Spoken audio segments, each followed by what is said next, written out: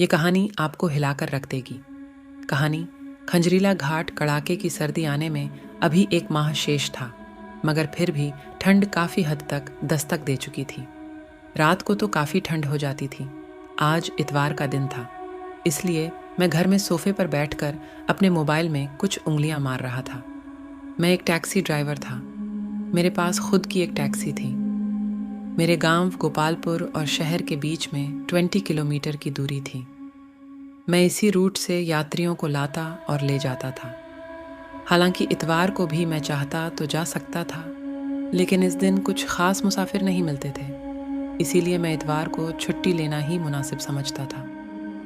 मेरी पत्नी अनाया रसोई घर में खड़ी होकर शायद चाय बना रही थी। हालांकि पूरा तो मुझे भी नहीं मालूम था कि वो क्या कर रही है। मैं तो बस बैठा बैठा खाली अनुमान लगाए जा रहा था। इतने में रॉकी मेरे घर में आ घुसा। रॉकी मेरा सबसे बड़ा जिगरी यार था। वो भी मेरी तरह एक टैक्सी ड्राइवर था और उसके पास भी खुद की कार थी। मेरी तरह वो भी इतवार को छुट्टी कर लेता था। वो मेरे पास आया और बोला, कैसे है दोस्त विजय?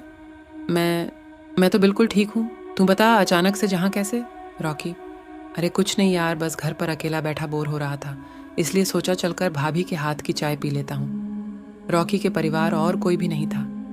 मैंने यूं ही मजाक में उससे कहा, मुझे लगता है रॉकी, तुझे भी शादी कर लेनी चाहिए। रॉकी ने मेरी इस बात का कोई जवाब नहीं दिया और मुस्कुराते हुए मेरी पत्नी अनाया की ओर देखने लगा, जो एक प्लेट में चाय के 2 कप रखकर हमारी ओर बढ़ रही थी। रॉकी को आए हुए अब भी सिर्फ 2 मिनट ही हुए थे। अनाया ने इतनी जल्दी चाय कैसे बना ली?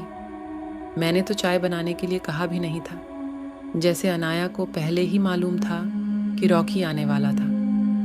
इस तरह के विचार मेरे मन में चलने लगे, लेकिन मैंने इस पर कोई ध्यान नहीं दिया। मेरी पत्नी ने कांच के टेबल पर हम दोनों दोस्तों के बीच चाय की प्लेट रख दी। तभी रॉकी बोला, नमस्ते भाभी, न जाने कब से आपके हाथों की चाय पीने का मन कर रहा था। लव यू भाभी। मैं ये सुनकर शक भरी निगाहों से रॉकी की ओर देखने लगा। तभी वो फिर बोला, लव यू भाभी, यूर चाय। ये सुनकर मैंने थोड़ी ठंडक महसूस की। रॉकी अब भी अनाया की ओर देखकर मुस्कुरा रहा था। अनाया भी रॉकी की ओर देखकर मुस्कुराए जा रही थी। न जाने क्यों मुझे अनाया की ये मुस्कुराहट बहुत चुभ रही थी।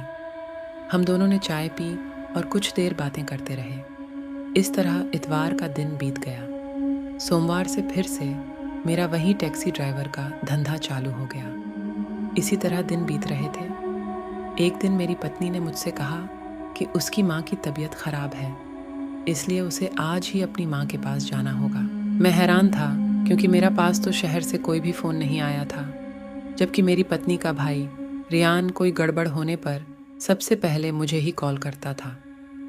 लेकिन मैंने इस बात को अनदेखा कर दिया और रियान को फ़ोन करना भी ठीक नहीं समझा। मैं फिर शाम को अपनी पत्नी को शहर में छोड़ने के लिए जाने लगा। आते वक्त मुझे रात हो गई थी। शहर जाने का एक ही रास्ता था, जिसे लोग खंजरीला घाट कहते थे, क्योंकि एक घाटी के पास सड़क का एक पूरा ऊबड़ खाबड़ यू टर्न आता था, जहाँ चारों ओर नुकीले, एक खंजर के जैसे तीखे पत्थर लगे हुए थे। इस भूतिया और डरावने यू टर्न पर 2-3 दिनों के अंतराल से अक्सर कोई ना कोई घटना होती ही रहती थी।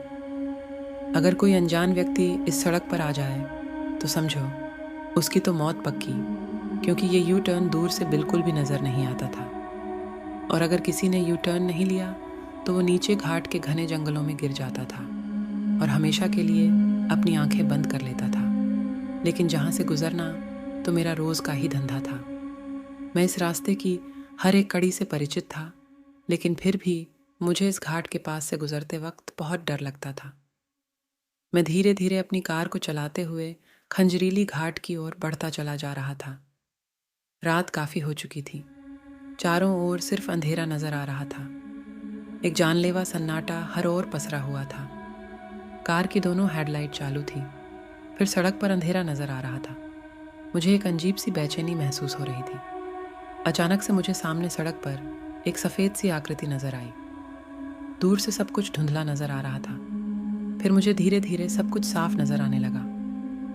एक सफ़ेद आकृति अपने दोनों हाथ फैलाकर आसमान की ओर मुंह करके जोर से चीख रही थी और अचानक से वो सड़क पर पीठ के बल गिर गई। ये देखकर उस ठंड की रात में मेरे भी पसीने छूट गए। मेरा पूरा बदन कांपने लगा।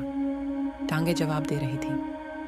मैंने गाड़ी के ब्रेक लगाने चाहे, लेकिन पैर इतने कांप रहे थे कि गलती से रेस पर पैर रख दिया। मेरी कार 80 की स्पीड पर पहुंच गई। मैं ये देखकर डर गया।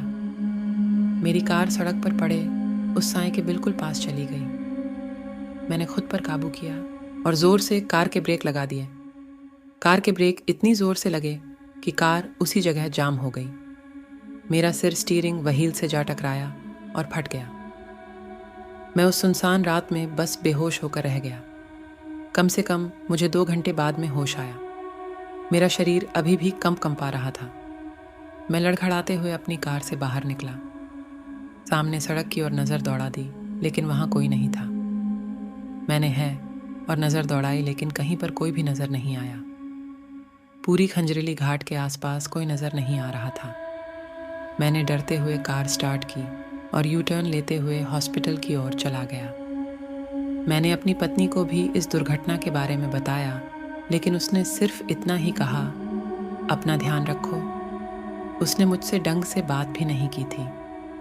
जहाँ तक कि उसने मुझसे ये भी नहीं पूछा था कि मुझे कितनी की चोट आई है। लेकिन मैंने सोचा कि उसकी माँ कुछ ज़्यादा ही बीमार होगी और शायद वो उसी चिंता में डूबी हुई हो। ये सोचते हुए मैंने इस बात को अनदेखा कर दिया। अगर आपको ये कहानी पसंद आई हो तो और भी ऐसी ही कहानी सुनने के लिए हमारे चैनल मिस्टीरियस एंड हॉरर को सब्सक्राइब करना न भूलें और लाइक और शेयर ज़रूर करें। धन्यवाद।